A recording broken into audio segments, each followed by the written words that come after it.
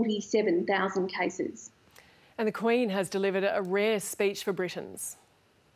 She has, and it was also directed to the Commonwealth, Gemma, and it was designed to reassure people at this time of crisis, and it really is an indication of just how serious this is becoming, because the Queen rarely gives these kinds of addresses. We see an annual address from her at Christmas time, but this was recorded at Windsor Castle, where she's been self-isolating with Prince Philip, and she says to Australians, she's also sent a message of thanks to health workers and to her deepest condolences to those who've lost loved ones to this terrible disease. And she says people need to be drawing on their resilience. She also said that this pandemic has reminded her of World War II and the sacrifices made during that time. Let's have a listen to what she said. While we have faced challenges before, this one is different. This time we join with all nations across the globe in a common endeavour, using the great advances of science and our instinctive compassion to heal. We will succeed, and that success will belong to every one of us. We should take comfort that while we may have more still to endure, better days will return.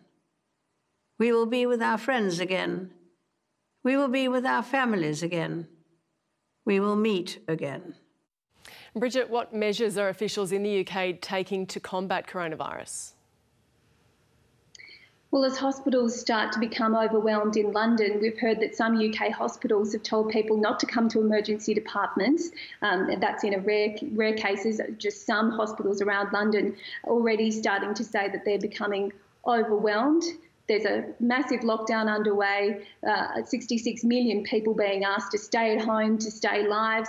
But this has been a real U-turn. Just 3 weeks ago, the government was considering a different strategy, and some of its advisors were toying with the idea of isolating the vulnerable but letting the rest of the population continue life as normal.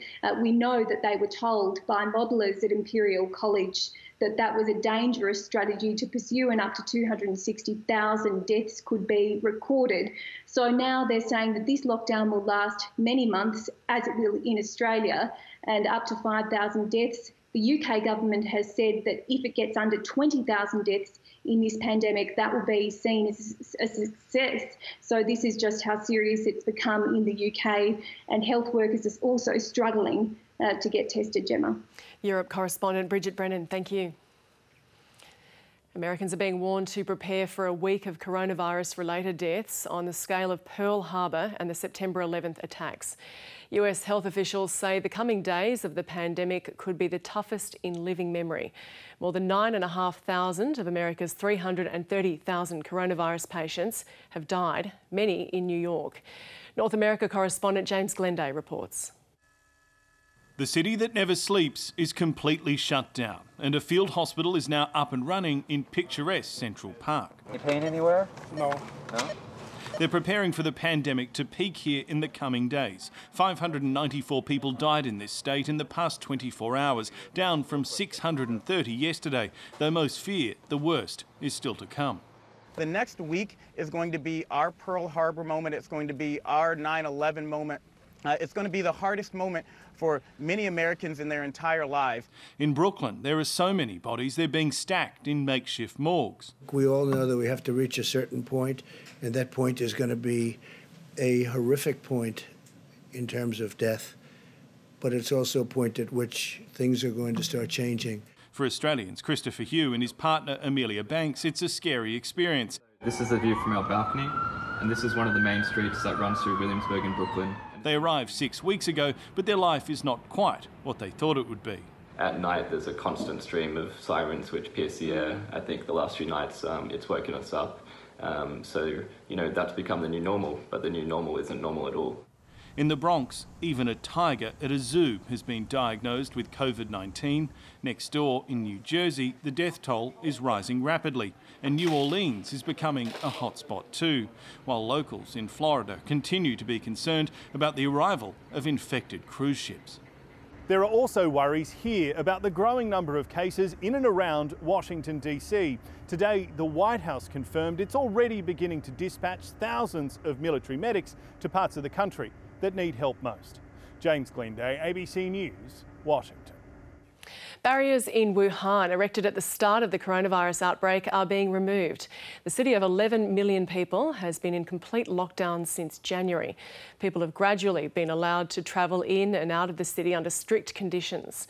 The quarantine in the city will be formally lifted on Wednesday.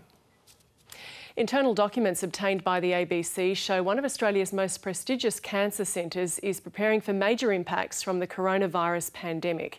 Peter MacCallum Cancer Centre in Victoria is preparing a 5-level response plan to the coronavirus pandemic. The document states COVID-19 is expected to have major impacts on staffing levels, which in turn will decrease capacity to administer treatments like chemotherapy and immunotherapy. Sanchia Aranda is CEO of the Cancer Council Australia. She joins me now from Sydney. And what impacts are we looking at here?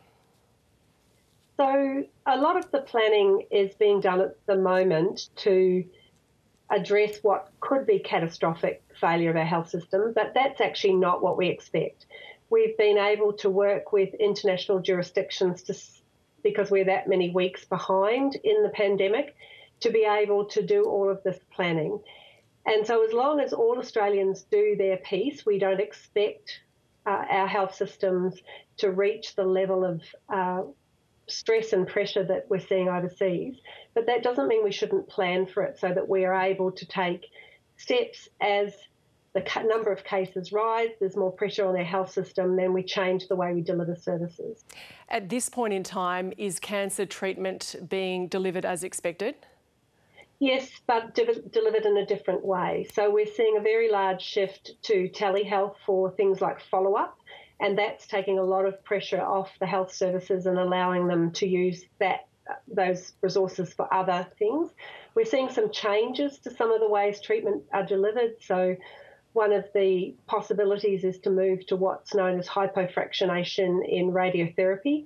So for breast and prostate cancer, we know that's equally as effective as longer treatments. And so many of those shifts are already occurring, and starting to see early evidence from clinical trials in that area moved into other cancers. We're able in chemotherapy to see some of the treatments changed a little. So in bowel cancer, for example, you can use an oral treatment rather than an IV treatment. So that means less trips to the hospital. But every clinician is working with each patient to be able to balance the risks and benefits for that individual of things like delaying treatment, because we're balancing reducing individual patients' risk of catching coronavirus by more and more time outside and more interaction with health systems with the benefits of treatment. And how are both the clinicians and the patients adjusting to this? So we know from calls to our 13 11 20 information and support line that coronavirus and concerns about it are increasingly part of calls, and that patients are definitely worried. Survivors are also worried. People are concerned that they might have lowered immune system and are therefore at more risk of the virus. So there's no evidence that because your immune system's lower that you are more likely to catch the virus, but you may get larger effects from it. So it's really behoving on all of us to help protect the most vulnerable in our communities by staying at home and going out into public only when we need to for essential services. That will not only help flatten the curve, it will also help to keep our vulnerable patients safe.